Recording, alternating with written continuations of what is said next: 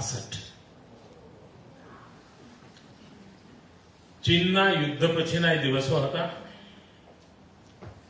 અને પાંડુરંગ દાદા અમારા ગામમાં આવ્યા હતા અને એમના પરિવારમાં ઉતર્યા હતા. મને યાદ છે કે બરાબર કામ કરતી હશે.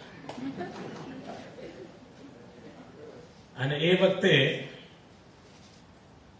અમારા ગામમાં સ્વાધ્યાય પ્રવૃત્તિની શરૂઆત હતી અને એમના પરિવાર દ્વારા શરૂઆત થઈ હતી.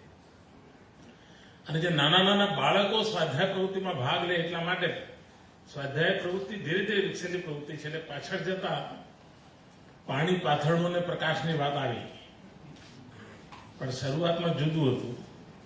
અને એવું હતું, મને યાદ છે કે નાના નાના ભૂલકા આવે તેમને સાકરિયા ચણાનો પ્રસાદ એક પ્લાસ્ટિકની કોથળીમાં આપવામાં આવતો હતો. પછી બધું બંધ થયું, પણ શરૂઆતમાં આપવામાં આવતો હતો. એટલે કમ્પલસરી હતું. તમને ગીતાના આટલા શ્લોક આવે એટલે તમને એક પડીકી મળે. અને અમે પરમાનંદબેન ત્યાં જતા હતા.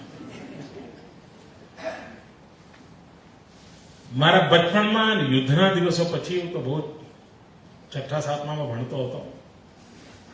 મને આજે પણ એ દ્રશ્ય યાદ છે. દાદા કેવી રીતે બોલતા હતા, છગન મગન કેવી રીતે આવતો હતો, જાંગ પર દાદા કેવી રીતે હાથ પછાડતા હતા, એ બધું એમને મને આજે પણ યાદ આવે છે. અને એ વખતે પરમાનંદભાઈ ગાંધી એવું મને પહેલી વાર ઓળખાણ થઈ હતી. અને ત્યારથી આજ સુધી એ યાત્રા અતૂટ રહી છે. અને અતૂટ યાત્રાનો જ ભાગ છે કે નરેન્દ્ર મોદી આજે અહીંયા તમારી પાસે છે.